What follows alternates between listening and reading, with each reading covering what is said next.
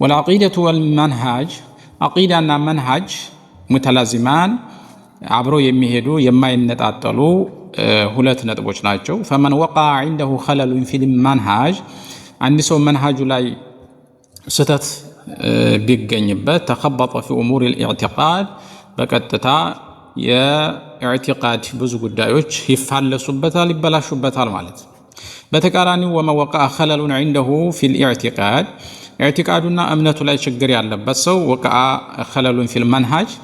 በዚህ ሰው የመንሃጅ እና አካይድ ላይ ብዙ የሚፋለሱና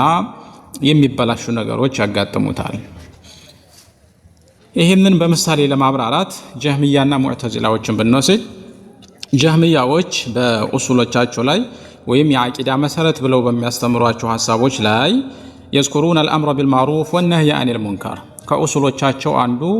በመልካም ማዘዝ ከመጥፎ መከልከል የሚል አንድ መሰረታዊ የሆነ አስላላቸው በዚህ መሰረታዊ አስላቸው እነሱ ግን የሚሹበትና የሚፈልጉበት ምንድነው الخروج على الولاة በባለስልጣናትና ኡመራዎች ላይ ማመጽን ነው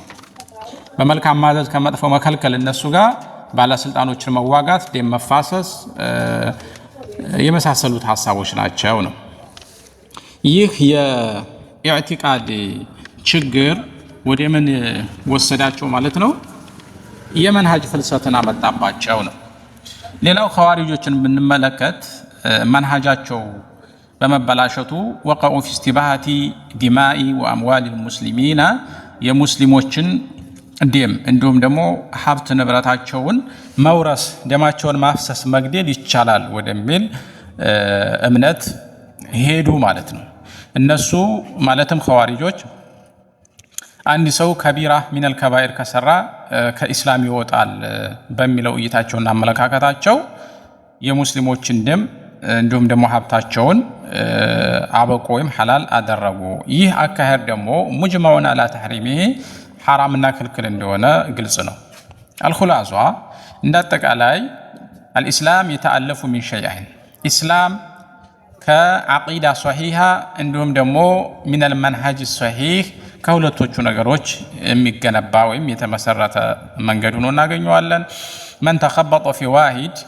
መንሃጁ ላይ ወይም ዓቂዳው ላይ ችግር ያለበት ሰው ተخبط في اخرى በሌላኛው ላይ በቀጥታም ይሁን በተዘዋዋሪ